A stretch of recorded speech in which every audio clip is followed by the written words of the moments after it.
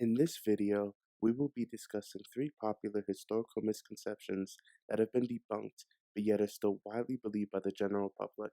Number 1. 300 Spartans faced a massive Persian army at Thermopylae alone. To kick things off, there's a mainstream idea that 300 Spartans held off the massive Persian army at Thermopylae alone to protect Greece and only fell on the third day because they were betrayed. While there were certainly 300 Spartans at the battle, they were included in a group of approximately 7,000 other Greek allied troops. The Spartans were not there alone. Even on the third day of the battle, which will be its last, Leonidas and the Spartans did not face the Persians alone. Just as brave but often forgotten, Demophilus and 700 Thespians also stayed to buy time for the majority of the allied Greek troops to flee to safety. 400 Thebans and what is estimated to be 900 Spartan helots also stayed and fought to their deaths. The origin of this myth comes from pop culture that usually only talks about King Leonidas and the 300 Spartans to paint the picture of an underdog story of resilience and defying the odds, so the other allied Greek troops are often forgotten and not always included. Even when you factor in the other Greek troops, though, modern estimates have the Greeks outnumbered between 10 to 1 and 43 to 1, with Greek historian Herodotus having the odds at 442 to 1. The other Greek city-states also aren't as known as Sparta, so they are easily forgotten by the general public. Number 2.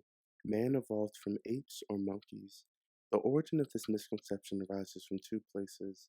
One is that a lot of people truly don't understand what the theory of evolution states. And number two is that when people think about evolution, they think about the popular picture called the March of Progress that shows man originating from a being similar to apes today, and it was a straight line from that monkey-like creature to mankind today. In reality, the theory of evolution shows that human evolution was more like the roots of a tree, with multiple hominid species existing at the same time. So to clear this up, humans didn't evolve from apes because humans are apes.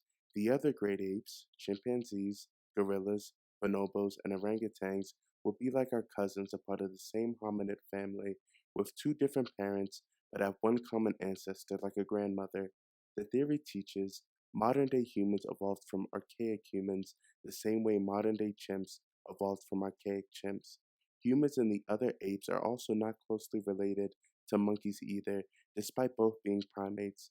A prominent difference between the two is that almost every monkey has a tail, whereas no ape has a tail.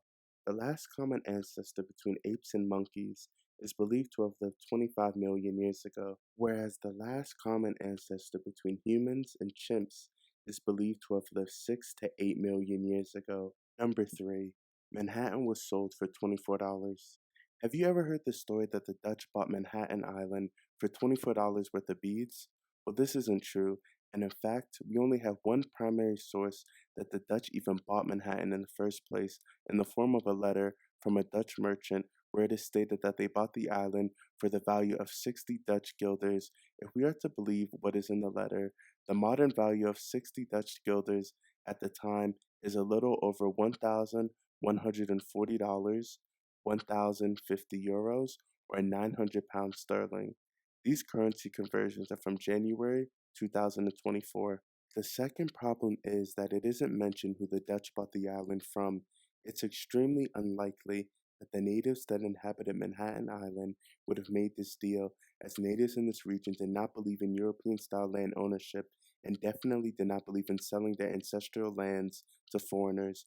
It is much more likely that the natives would have rented the land out to the Dutch to use as an outpost for their fur hunting and trade. One popular theory is that the Dutch were swindled by natives living on Long Island who had no right to sell the island and instead pocketed the money. The surviving deed that exists for Manhattan and Long Island was made decades after the Dutch began to inhabit it and doesn't offer much help in resolving the highlighted issues either. The $24 figure arises from an incorrect conversion in the 19th century, as they used the value of the 19th century guilder rather than the 17th century guilder. Thank you.